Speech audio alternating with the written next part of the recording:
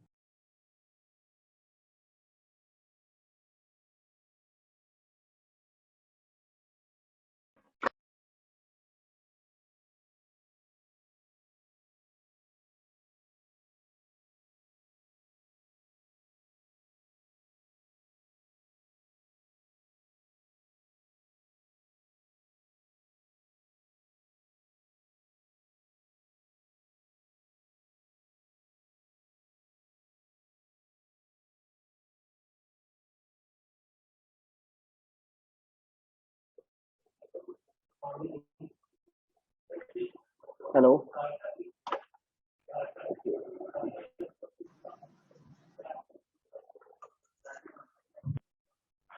Good afternoon. Sorry. Good morning, all. Morning, sir. Good morning, sir. Morning, Good evening, sir. sir. Yes, Good morning. Good Good morning, morning. Good sir. morning. Good morning बेटा सभी को voice clear आ रही है मेरी 2 minute से first Yes, में Yes, आपका sir. Voice Yes, check sir. कर Yes. लेते हैं yes, sir. वीडियो वॉइस सब कुछ क्लियर है ओके ठीक है तो बेटा ये हम लोग ये आपकी फर्स्ट क्लास है digital electronics and computer organisation की तो ये जो सब्जेक्ट आप लोग पढ़ रहे हैं ये इसका इंट्रोडक्शन मैंने आपको दिया था कि कैसे इसमें वॉइस सभी को प्रॉपरली आ रही है वॉइस एंड वीडियो कोई भी प्रॉब्लम होगी Yes, तो sir. कोई Yes. भी हैंड रेस करके बता देगा कि कैसे क्या दिक्कत है क्योंकि नेटवर्क इशू आ सकता है ओके तो ये जो पहले हम लोग इसके बारे में जानते हैं क्लास कैसे कंडक्ट करनी है कैसे आपको ज्वाइन करना है हर चीज़ आपको पता है वही रूल्स सभी इसमें हैं प्रॉपर करने के लिए गूगल क्लास में सब लोग ज्वाइन हो चुके हैं जो लोग नहीं ज्वाइन हुए हैं वो आज ज्वाइन हो जाएंगे क्योंकि अटेंडेंस कंप्लीट होनी चाहिए 59 स्टूडेंट है 59 होने चाहिए तो आज जो हम लोग ये सब्जेक्ट आप पढ़ रहे हैं इसका मेन मोटिव क्या है आपने इससे पहले किसी कंप्यूटर फंडामेंटल पढ़ रखा है कंप्यूटर के बारे में जानते हैं कैसे कंप्यूटर वर्क करता है एक अगर आपको कंप्यूटर डिफाइन करना हो तो जैसे मान लिया कि मैं आपसे आप लोग से इंट्रैक्शन के लिए आंचल आपने कंप्यूटर के बारे में क्या जानते हैं सर कंप्यूटर एक इलेक्ट्रॉनिक डिवाइस है जो कि हमारे बहुत सारे वर्क करने के लिए परफॉर्म होते मतलब कैलकुलेशंस और प्रोग्राम्स करने के लिए यूज़ करते हैं वेरी गुड तो ठीक है सही सही डेफिनेशन बताई आपने कि कंप्यूटर एक electronic device which use the data and convert into the information मतलब किसी भी तरह की आपके डेटा को लेता है और उसको प्रोसेस करके आपको इंफॉर्मेशन देता है तो इस तरह से कंप्यूटर होता है और कंप्यूटर के एप्लीकेशंस बहुत सारे पढ़े हैं आपने अभिषेक सिंह आप जरा बताइए क्या क्या यूज है कंप्यूटर के अभिषेक आप लोग अपने कैमरे को जरूर ऑन रखिएगा जब भी क्लास हो कोई भी एक्टिविटी हो कैमरा सबको ऑन रखना है जिससे कि रहता है कि आपस में हम लोग जुड़े हुए हैं देख पा रहे हैं अभिषेक अभिषेक प्रताप सिंह Yes, sir. हाँ बेटा आप बताइए कि बताओ कि what is the application of computer कहाँ कहाँ आप कंप्यूटर का यूज एप्लीकेशन जानते हैं कहाँ कहाँ इसका यूज होता है sir sir online bill payment में वॉचिंग मूवी ऑनलाइन ठीक है सर ओके ऑनलाइन क्लासेस में सब कंप्यूटर का यूज़ होता है ऑनलाइन सोशल क्लासेस में मीडिया कंप्यूटर का सर यूज होता है social media playing very games good internet access sir ये सब कंप्यूटर के यूजेज है ये सब कंप्यूटर का यूज है बहुत अच्छा वेरी गुड तो ये ऐसी अनलिमिटेड यूज है कंप्यूटर के कि आप पेमेंट में है आप परचेजिंग में है डिजिटल रिकॉर्ड इंसर्ट रिकॉर्ड रखने में है मैनेज करने में डिजिटल रिकॉर्ड को और आप ऑनलाइन पेमेंट करते हैं, गेम है, इंटरटेनमेंट हर जगह पे यूज होता है। बहुत अच्छी बात है। अच्छा, अमनदीप, यस सर। हाँ अमनदीप, आप बताइए कि कंप्यूटर जो कंटेंट लेता है किस तरीके का लेता है, किस फॉर्म में लेता है? मतलब कि बाइनरी हम फॉर्म लोग में। तो English binary, very good, very good. Computer language जो जो भी सपोर्ट करता हूँ। तो यही यही जानना चाहता था कि कंप्यूटर में हम लोग लिखते तो हैं अपने तरीके से, अपनी लैंग्वेज में, इंग्लिश में, हिंदी में, किसी भी लैंग्वेज में, लेकिन कंप्यूटर जब अपने इंटरनल प्रोसेस करता है तो वो इंटरनल प्रोसेस जो होता है वो बाइनरी फॉर्मेट में होता है, बाइनरी फॉर्मेट में होता है। अच्छा, आयुष वाजपेयी, आप बताइए जरा सा। Ayush Vajpayee, yes sir. Okay, ये बाइनरी फॉर्मेट क्या होता है? सर बाइनरी फॉर्मेट हमारा बेसिकली दो नंबर्स का कंप्राइज होता है, बेसिकली 0 एंड 1। इन दोनों के कॉम्बिनेशन से सारे कमांड्स रन करते हैं, कंप्यूटर हमें एक्सेस करता है इससे। ओके, हाँ सही बात है कि बाइनरी फॉर्मेट जहाँ भी आप इस वर्ड को सुनते हैं, बाइनरी का मतलब होता है डबल। तो यहाँ पे क्या यूज है, इसलिए कंप्यूटर सिस्टम को बाइनरी सिस्टम बोलते हैं, क्योंकि ये आपका जो कंप्यूटर होता है वो आपके दो डिजिट में डेटा लेता है, 0 या 1। कोई भी आप कंटेंट, आप अपना नाम लिख देते हैं खाली, या एबीसी लिख देते हैं, तो वो आपने तो इंग्लिश लैंग्वेज में या किसी लैंग्वेज में लिखा है, लेकिन जब वो सिस्टम पे के पास जाएगा तो उसको कन्वर्ट करना पड़ता है, या ये रिक्वायरमेंट है, या हम कह सकते हैं ये लिमिटेशन है। मतलब हर चीज को हमें कंप्यूटर को समझाने के लिए या समझने के लिए उसको 0 1 के फॉर्मेट में करना ही पड़ता है। कंप्यूटर अपने इंटरनल पार्ट्स में बाइनरी नंबर्स या 0 1 के फॉर्मेट में ही कंटेंट को प्रोसेस करता है, और किसी तीसरे तरीके से नहीं हो सकता, क्योंकि ये 0 1 के फॉर्मेट में डेटा लेता है और प्रोसेस करता है और रिजल्ट देता है, और इसीलिए इसको बाइनरी फॉर्मेट बोलते हैं। लेकिन इसमें होता क्या है, कैसे कोई बता पाएगा कि कैसे हम लोग हम तो जो चीज लिखते हैं, जैसे आपने वर्ड डॉक्यूमेंट बनाया, लेकिन आपको जब प्रिंटर प्रिंट निकालते हैं तो वो भी उसी फॉर्मेट में निकलता है। ऐसा क्यों होता है, कैसे होता है? ईशान मिश्रा, आपने अपना डॉक्यूमेंट बनाया हुआ है और लेकिन यस सर। फाइनली आपको, हाँ, तो एक यूजर डिजायर्ड फॉर्मेट में मिलता है, ऐसा कैसे हो पाता है? सर वो अपने सर बाइनरी लैंग्वेज, सर हम लोग जब उसको कमांड देते हैं सर अपनी लैंग्वेज में देते हैं, बट सर उसको फिर वो कंपाइल सर मतलब चेंज करता है बाइनरी फॉर्म में, तब उसको प्रोसेस करके सर वो बाइनरी से फिर से ही हमारी लैंग्वेज में कन्वर्ट करके उसको तब हमको प्रेजेंट करता है सर। Very good. तो ठीक है, यहाँ पे एक वर्ड आपने सुना कि कन्वर्जन की बात हुई, कि आप जो लिख रहे हैं, आप जो डेटा दे रहे हैं, किसी भी चीज को प्रिंट डॉक्यूमेंट दे रहे हैं, कुछ भी दे रहे हैं, तो उसको कन्वर्ट करना पड़ता है। तो कन्वर्ट करने के लिए कई सारे सॉफ्टवेयर होते हैं, कई सारे हार्डवेयर होते हैं, और अभी मैं पूछूंगा कि कौन सा होता है। तो वो जो कन्वर्ट करने के बाद आपने कुछ लिखा है, उस चीज को वो कन्वर्ट करके किस फॉर्म में करेगा, 0 1 के फॉर्मेट में करेगा। और जो 0 1 के फॉर्मेट में, जो बाइनरी फॉर्मेट में डेटा है, वो आपका फाइनली प्रोसेस होगा, और प्रोसेस होने के बाद जो रिजल्ट निकलेगा वो भी बाइनरी ही होगा। लेकिन ये जो रिजल्ट है वो यूजर के लिए तो बेनिफिट नहीं है, उसको तो अपनी तरीके से चाहिए। तो अगेन रिजल्ट जो होता है, आउटपुट आता है, उसको फिर से कन्वर्ट करना पड़ता है, किस फॉर्मेट में, यूजर अंडरस्टैंडेबल फॉर्मेट में। कि एक कन्वर्जन सिस्टम के लिए है, एक कन्वर्जन यूजर के लिए। तो यहीं पे एक दो चीजें आती हैं, जैसे कि कन्वर्जन किस किस सॉफ्टवेयर होता है। तो कोई आप लोग बता पाएंगे कि कैसे कैसे कोई सॉफ्टवेयर जो कन्वर्ट करता है, जो हम लोग जानते हैं सर आपकी कंपाइलर, कोडिंग आपके, हाँ वेरी गुड, कंपाइलर इंटरप्रेटर, और इंटरप्रेटर, हाँ असेंबलर। असेंबलर, ठीक है। तो इसमें आप लोग ने पढ़ा था कि कैसे कंपाइलर, इंटरप्रेटर, असेंबलर में क्या डिफरेंस है। ऐसे नहीं पता चल पाएगा, मैं एक एक करके पूछता हूँ। गुंजित शर्मा, आप बताइए कंपाइलर क्या होता है बेटा? सर जो कंपाइलर कंपाइलर, हमारा होता है वो हमारे पूरे कोड को एक साथ रीड करता है और उसको मतलब कन्वर्ट करता है, और इंटरप्रेटर हमारा लाइन बाय लाइन करता है। ओके, तो ठीक है, सही बताया कि कंपाइलर जो होता है पूरे कोड को आपके एक साथ रीड करता है। जैसे आपने मान लिया सपोज करिए पेज बाय पेज बोलते हैं तो कि पूरा कंटेंट जितनी नंबर ऑफ लाइंस है उसको एक बार पढ़ लेगा और उसको टोटल कन्वर्ट करेगा। और जो इंटरप्रेटर होता है वो इंटरप्रेट करता है, मतलब कि एक एक करके समझना। तो वो 1 लाइन को रन करेगा, 2 लाइन को, 3 लाइन कैसे करके। तो कंपाइलर जो होता है वो ऑल एरर्स को एक साथ शो कर देगा लास्ट में। जैसे 10 लाइंस का कोड आपने लिखा, उसको आपने रन किया, तो जितनी भी एरर जहां जहां आई है वो लास्ट में आपको प्रिंट हो जाएगी। इंटरप्रेटर में क्या होता है कि आपकी सिंगल लाइन रन करेगी, अगर ओके है तो नेक्स्ट लाइन रन करेगा, नहीं तो फिर उसी लाइन का एरर आपको शो करेगा। मतलब लाइन बाय लाइन एग्जीक्यूशन होता है। ठीक है। अच्छा, कमलकांत वर्मा, आप बताइए कि एक कंपाइलर का एग्जांपल बताइए कि जो आप जानते हो कंपाइलर इंटरप्रेटर का एग्जांपल। कोई कंपाइलर जानते हैं?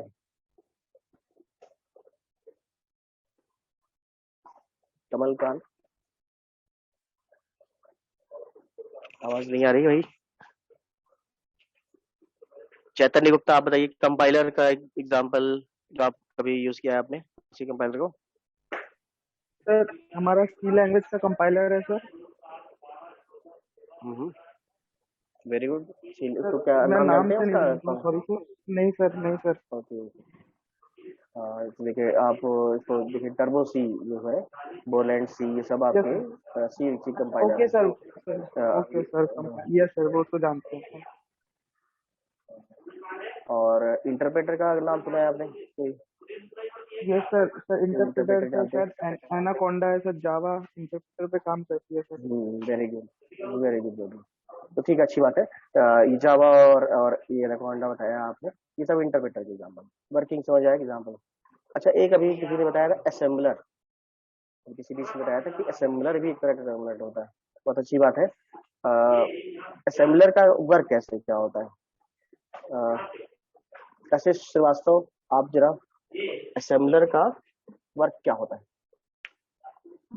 कैसे काम कर रहा है assembler? Assembler converts machine language to assembly language. Okay. Assembler converts the machine language to the assembly language. Okay. Assembly language क्या होता है?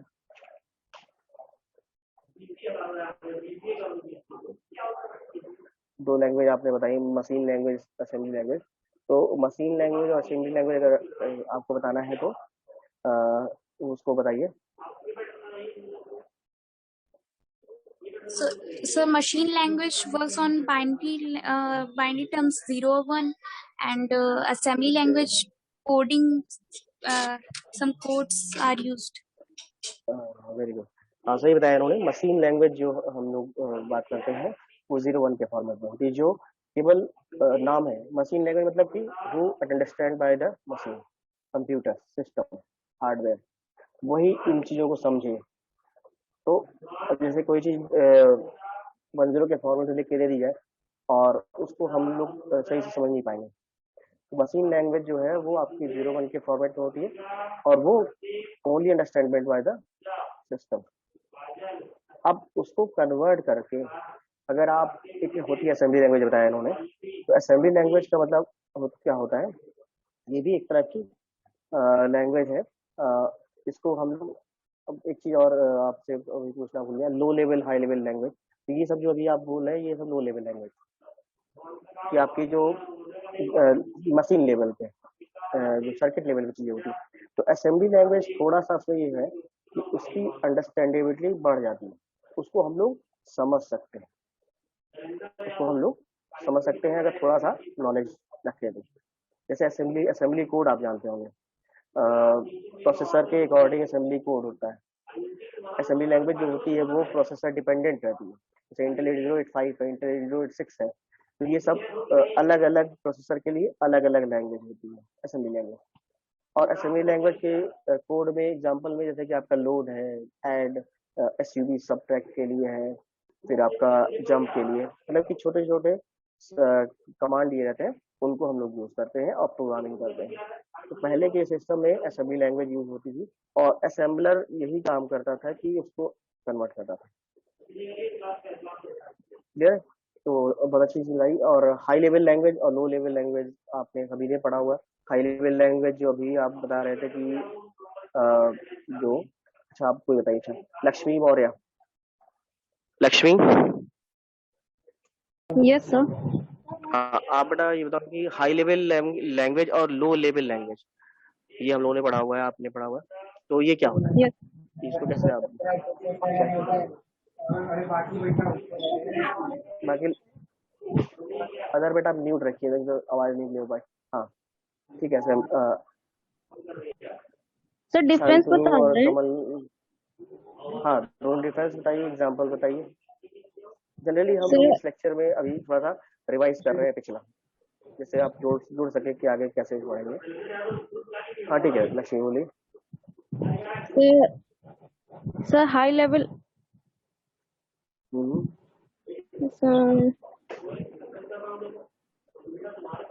Sir high level language interpreter और कंपाइलर के लिए इजीली अंडरस्टैंड होती है, और सर और high level language less memory use होती है उसमें। नहीं थोड़ा सा आप यहाँ से कंफ्यूज हो गए। अभी देखिए कोई और बताएगा। अदिति राय, आप थोड़ा सा बताइए। Aditi Rai. Aditi high level language symbolic operators को यूज नहीं करने देती।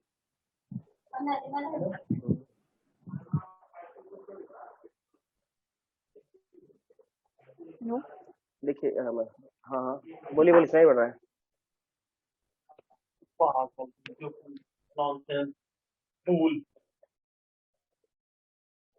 असेंबली सर लो लैंग्वेज जो लो लेवल लैंग्वेज होती है उसमें हम लोग सिंबॉलिक ऑपरेटर्स को यूज करते हैं और उसके साथ हम लोग वेरी सिंटैक्स गुड। वगैरह। हाँ तो ठीक है।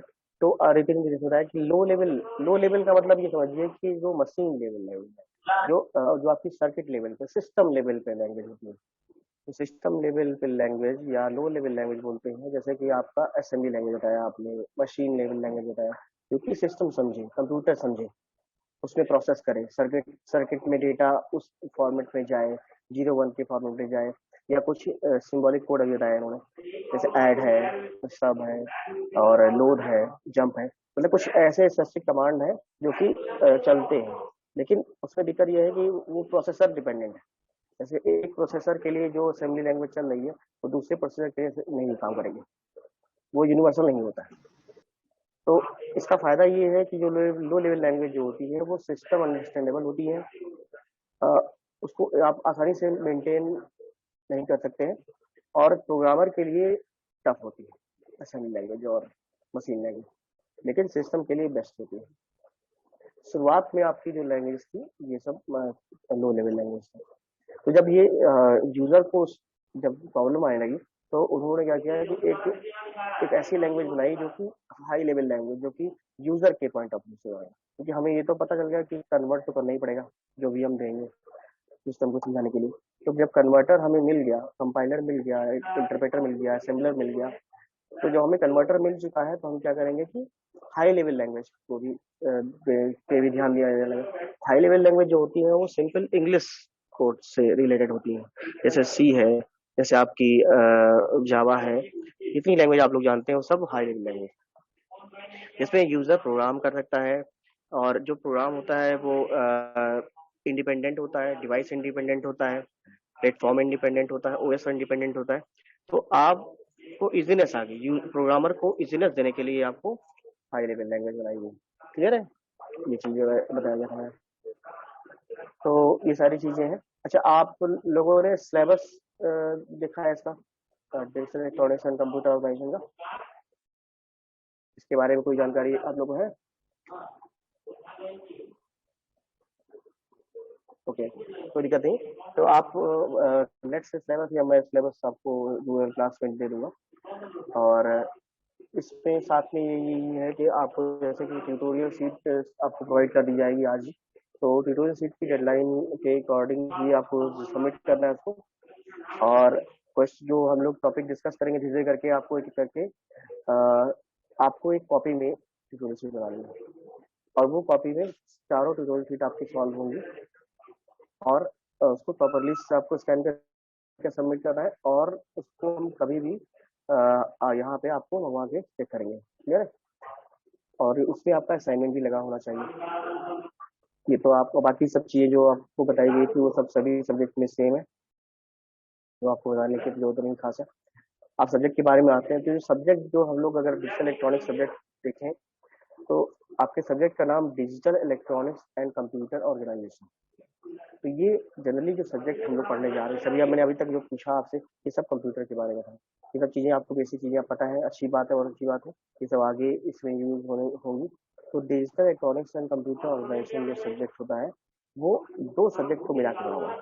यहाँ पे दो सब्जेक्ट का एक साथ है। तो डिजिटल इलेक्ट्रॉनिक्स मतलब होता है कि हम जो भी कंप्यूटर के फंडामेंटल इलेक्ट्रॉनिक पार्ट, क्योंकि हमने अभी आपसे पूछा था कंप्यूटर, आपने बताया था computer is an electronic device. Computer जो होता है वो इलेक्ट्रॉनिक सर्किट के इलेक्ट्रॉनिक कंपोनेंट को यूज करता है।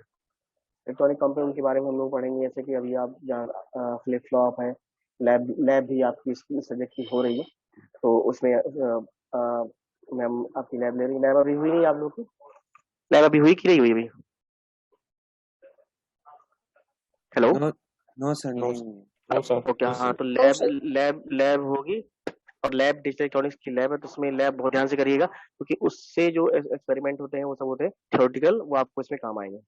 तो इसमें जनरली इसमें दो सब्जेक्ट में जो आपकी अब सिलेबस आप जब देखेंगे तो फर्स्ट और सेकंड यूनिट जो है, पहली और दूसरी यूनिट जो है वो डिजिटल इलेक्ट्रॉनिक्स की, और third and fourth unit computer organisation की है। पूरा सिलेबस इस तरह से डिजाइन किया गया है कि पहले आपको डिजिटल इलेक्ट्रॉनिक्स का फंडामेंटल बताया गया, कंप्यूटर में कैसे वर्क होता है। उसमें हम लोग जैसे कि सिलेबस आपका यहाँ पर लिखा भी हुआ है, मैं आपको बता रहा हूँ।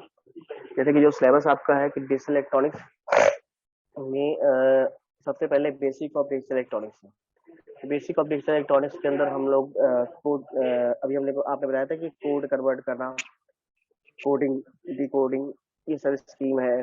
फिर आपका एरर डिटेक्शन कोड है, फिर आपका गेट लेवल मैक्सिमाइजेशन है, कैसे मिनिमाइज करते हैं, और के मैप है।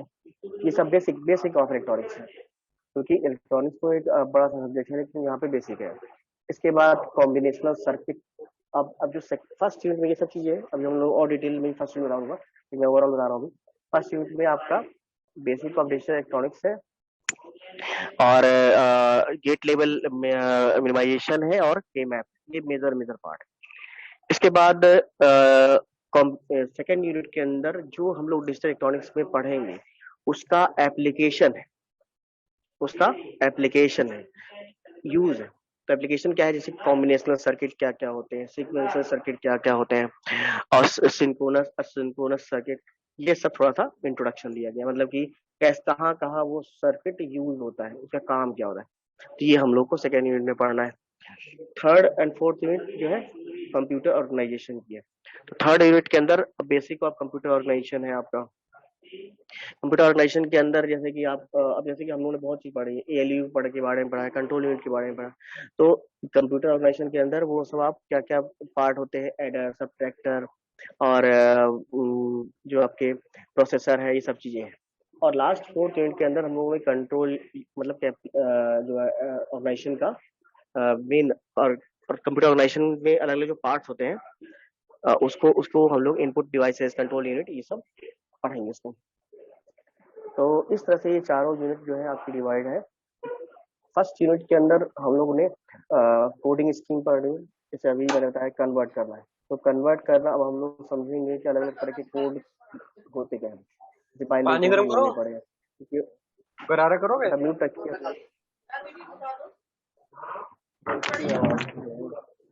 आयुष बेटा म्यूट रखो। तो आप जो वो है कोडिंग होती है, तो जो कोडिंग स्कीम हम लोग स्टार्ट में पढ़ेंगे। कोडिंग स्कीम जैसे कि सिंपल, अगर आप किसी चीज को बाइनरी में लिख रहे हैं, तो बाइनरी कोड हम लोग जानते हैं, लेकिन हर तरह की कोडिंग सिस्टम के अंदर एक ही तरह की कोडिंग नहीं होती है, कई टाइप की कोडिंग होती है। तो जो तरह तरह की कोडिंग है, जैसे कि BCD कोडिंग है, जैसे आपका बाइनरी कोडिंग होती है, जैसे आपका एफएडिक कोडिंग होती है, एक्सटेंडेड एफएडिक कोडिंग होती है। तो अलग अलग कोडिंग का क्या यूज है, उसके क्या एग्जांपल है, और थोड़े से सिंपल न्यूमेरिकल पार्ट जो होंगे वो हम लोग को करके देखेंगे। क्लियर है? अब जैसे कि आपने अगर ये तो कन्वर्जन तो पढ़ा ही है कि बाइनरी से डेसिमल में करते हैं, डेसिमल से बाइनरी में करते हैं, सभी को पता है। जैसे कि आप बाइनरी किसी बाइनरी नंबर को डेसिमल में कन्वर्ट करते हैं तो कैसे करते हैं, बताइए। मैं आपको अभी क्वेश्चन देता हूँ।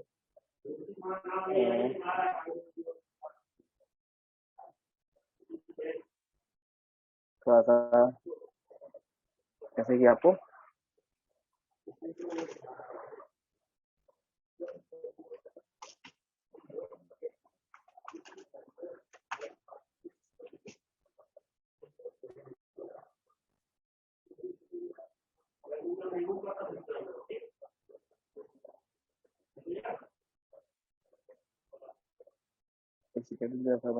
स्क्रीन दे रहा हूँ, तो आप अच्छा एक चीज और है कि जब जैसे कि अब इस सब्जेक्ट का एक नोट्स की वो कॉपी बना रखिए, क्योंकि एक एक चीज जो हम लोग करेंगे आप उसको नोट्स में तैयार रखिए, तो हम लोग उससे आपको आसानी पड़ेगी, क्योंकि ये सारी चीजें एक बुक में नहीं है, दो सब्जेक्ट को एक साथ मिला के बनाया गया है, तो बुक में एक साथ अवेलेबल नहीं होगा। तो आप जो जो चीजें पढ़ें एक जगह पे कहीं पे नोट्स पे तैयार रखिए, ठीक है। तो साथ में आप लोग एक कॉपी रख लीजिए, अगर आज नहीं है तो कल जरूर अरेंज हो जाए।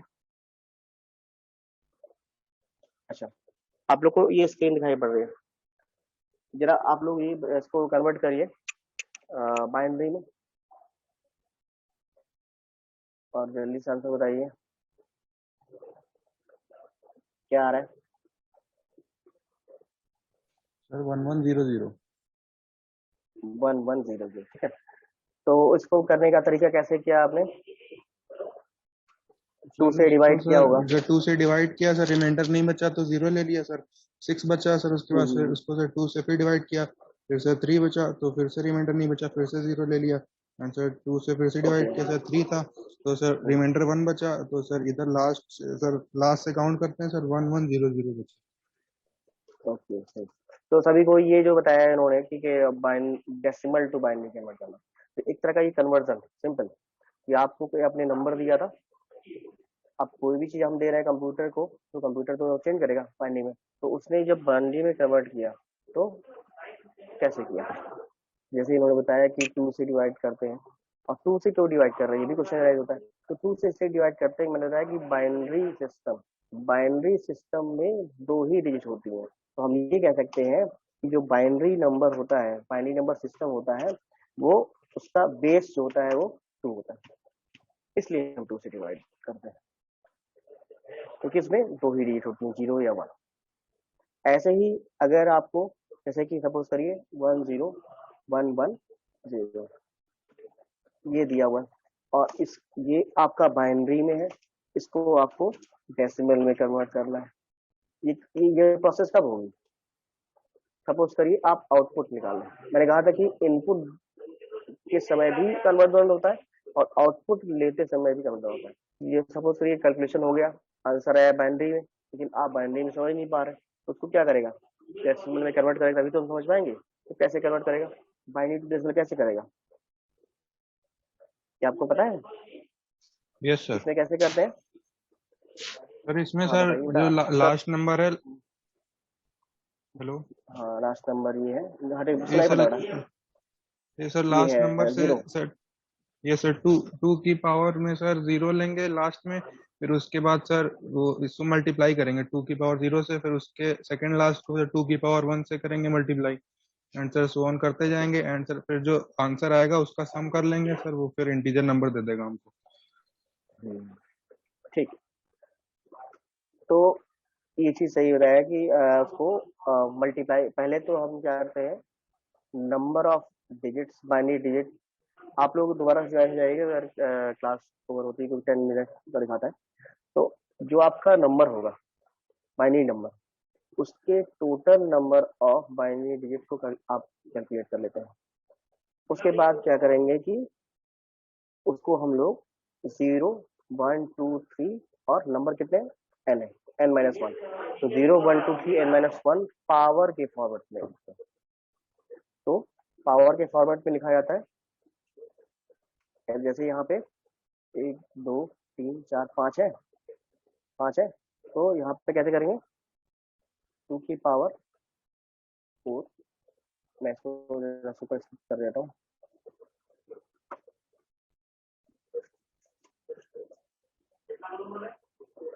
ये 2 की पावर 3,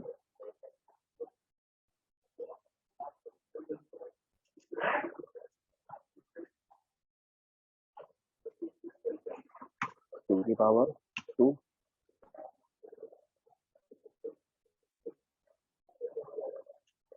यहाँ पे भी आप लोग को नहीं समझ आएगा तो बताइएगा, अभी पिछला ही सब रिवाइज हो रहा है। 2 की पावर 1 और ये 2 की पावर, ठीक है। तो ये जो चीज की है मैंने, ये जो चीज मैंने की है, ये वाली चीज जो की है, इसको क्या बोलते हैं? इसको हम लोग बोलते हैं पावर रिप्रेजेंटेशन।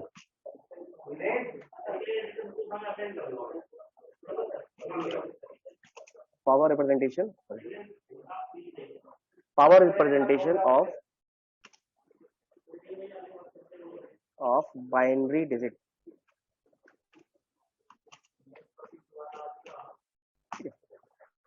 ये थोड़ा सा नया चीज है।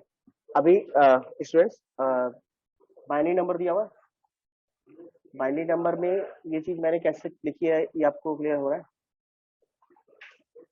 नंबर ऑफ डिजिट्स फाइंड करते हैं, नंबर ऑफ डिजिट्स जो है हमारी n इक्वल टू 5 है, 1, 2, 3, 4, 5। अब इसको हम लोग पावर नोटेशन में लिखना जानना चाहिए हमें, ये हम लोग करते हैं, ये अभी मैं बता रहा हूँ।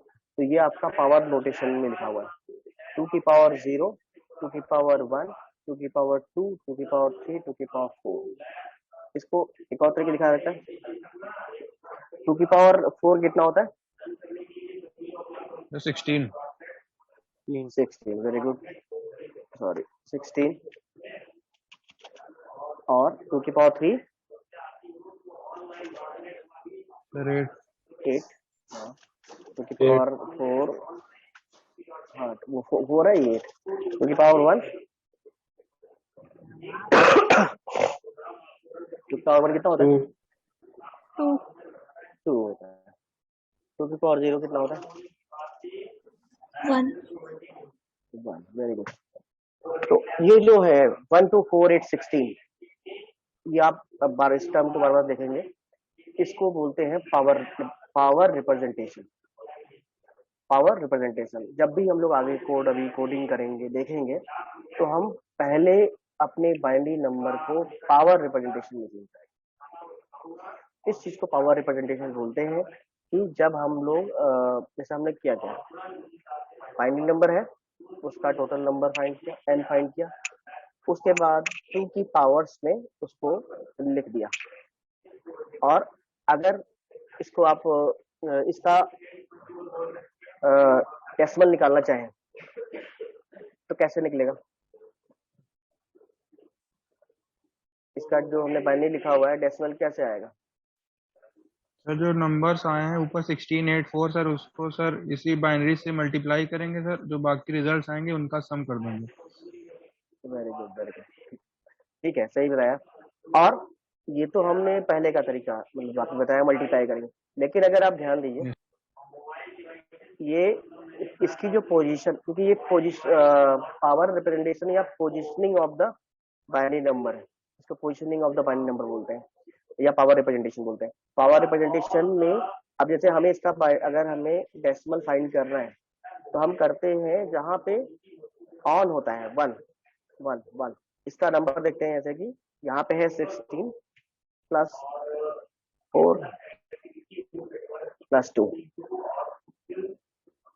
सॉरी 21। आप इसका जरा डेसिमल निकालिए, कितना आ रहा है अपने हिसाब से? 22। ओह सॉरी हमने 22 ऊपर 2 दिख रहा है। ये कर किस लिए? इसको हमने 2 को सम किया, ये वाला सम किया। मैं कैपिटल कर दे रहा हूँ, बोल्ड।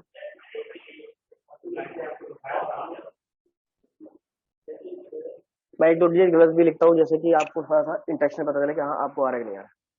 तो आप देखिए, हमने इसे मल्टीप्लाई करते थे और वो सब करते थे तो बहुत ज्यादा टाइम लग रहा था, लेकिन यहाँ पे हमें 1 मिनट लगा, क्योंकि हम पावर रिप्रेजेंटेशन को जान ही रहे।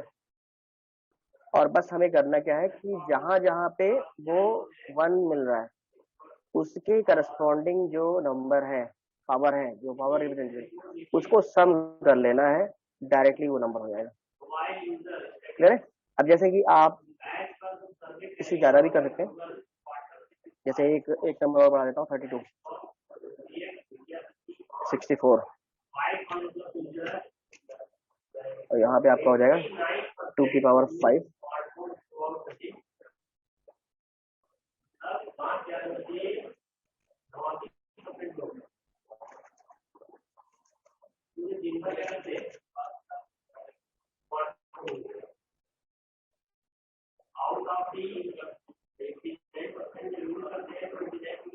टू की पावर 6 कितना होता है?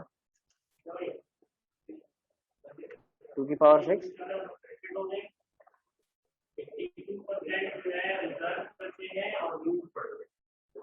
64, ठीक है, सही लिखा है मैंने। 2 की पावर 5 32, 2 की पावर 4 16। तो ये जो रिप्रेजेंटेशन क्या है, ये आपने 1 2 3 4 5 6 7 डिजिट का पावर रिप्रेजेंटेशन कर लिया। ऐसा ही आप कितने भी लंबे डिजिट को पावर रिप्रेजेंट करते हैं। अब जैसे मैं आपसे ये कहूँ कि आप करिए क्या,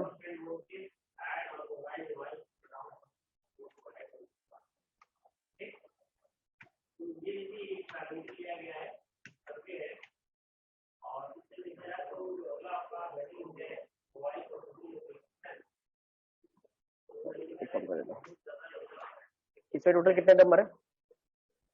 1 2 3 4 5 6 7 है। इसका निकालना है, इसका आपको डेसिमल निकालना है, लेकिन पावर से करिए। तो कैसे करेंगे?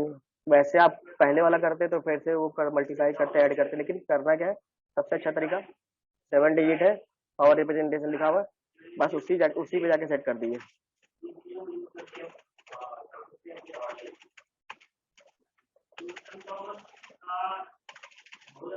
ठीक है, सेट कर दिया।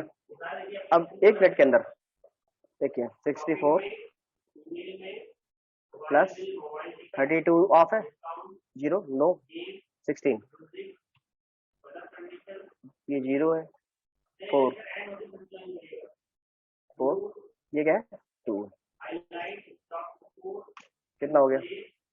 86 टोटल कितना आ रहा है? 86 86 आ रहा, तो ठीक है। तो मतलब कितनी जल्दी आपने बता दिया, मतलब 1 मिनट के अंदर आपने बता दिया 7 डिजिट बाइनरी नंबर का डेसिमल। अगर नॉर्मली करते तो हम लोग उसको बहुत टाइम लगाते।